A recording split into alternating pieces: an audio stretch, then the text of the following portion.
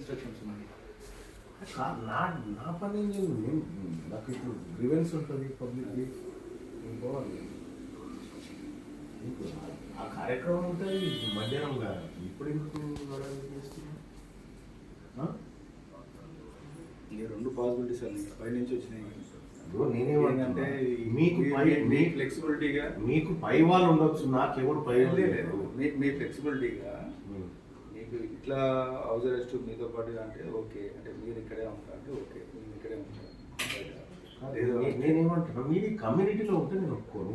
Community బయట ఉండండి, ఈ కమ్యూనిటీలో ఉంటే నేను ఒప్పుకోను. ఎందుకంటే మిగతా నాతో పాటు చాలా మంది ఫ్లాట్ వాళ్ళు ఉన్నారు. ఎవరికి ఇబ్బంది కలిగిస్తాం. నేనేమంటున్నా, మీరు ఇక్కడ ఉండే చిన్న చిన్న పిల్లలు వచ్చినారు కాబట్టి మీరు బయటికి వెళ్ళిపోయి ఉండండి.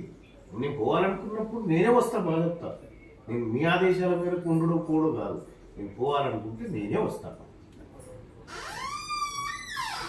నేను పబ్లిక్ని కలిసేది ఉంటుంది, మీరు ఎట్లా చెప్తారు? ఇలాగే సిచ్యువేషన్ బాగాలేదు కదా, సిచ్యువేషన్ బాగాలేదు, మిమ్మల్ని చూసి కూడా ప్రొవోక్ అవుతారు కదా. నేను ఏమన్నా ఎమోషన్ అవుతారు, ప్రమోట్ చేసే మనిషిని కాదు. ల్యాండ్ ఆర్డర్ ఇష్యూ అవుతుంది. నేనేమంటున్నాను, నేను ఇప్పుడు ఆఫీస్కి పోవాలి. నా ఆఫీస్కి పోవడానికి ఇతను ఆఫీస్కి పోవడానికి ఏదైనా అధికారి ఇన్స్ట్రక్షన్ ఇచ్చిందా? ప్రివెంటివ్ కస్టడీ అన్న ఏమైనా జరుగుతుంది అన్నది ఆల్రెడీ నిన్న చూశారు మీరు అక్కడ గాంధీ దగ్గర కూడా. ఇప్పుడు నిన్నటి ఎమోషన్ ఇవాళ ఉన్నది, నిన్నటి ఎమోషన్ ఇవాళ ఉండదు. అందరం బాధలో ఉన్నాము, ఖచ్చితంగా ఖచ్చితంగా ఉన్నారు, అట్లేం లేదు. అందరం బాధలో ఉన్నాము.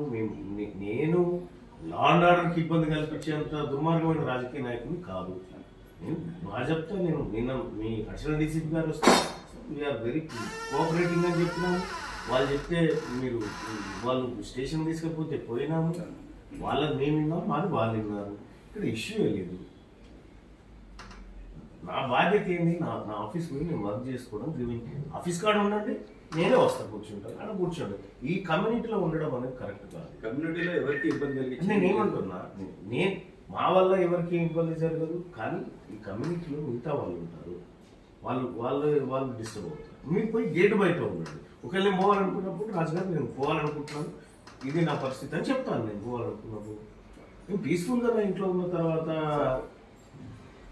నేను ఆఫీస్ కార్డు ఇవ్వండి, ఇవ్వండి, బట్ ఎవడొద్దంటుంది. నేను ఆఫీస్ కార్డుకి అయితే పోవాలి కదా, నేను న్యూస్ అయితే చేసుకోవాలి కదా, నా గ్రీవెన్స్ అయితే ఉంటుంది కదా, పబ్లిక్ వస్తారు కదా.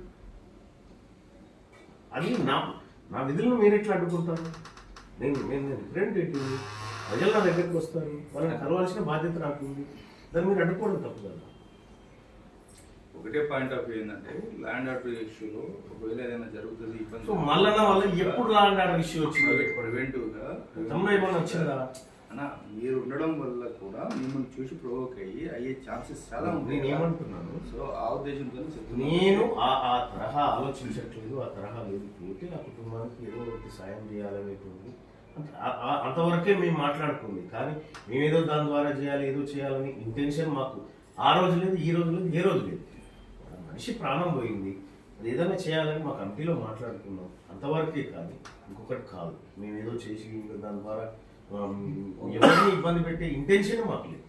మేము క్లియర్గా నేను ఇప్పుడు పోను, నేను 10 గంటల తర్వాత మేము పోవాలనుకున్నామాట. వాస్తవం నాలోపు నేను ఆఫీస్కి పోవాలి, వర్క్స్ చేసుకోవాలి. మీరు ఆఫీస్ కార్డు ఉందండి నాకు ఇవ్వండి, లేకపోతే నన్ను మీరే తీసుకుపోండి నా ఆఫీస్ కార్డు. నేను మీరే నా ఆఫీస్ కార్డుకి తీసుకెళ్ళండి.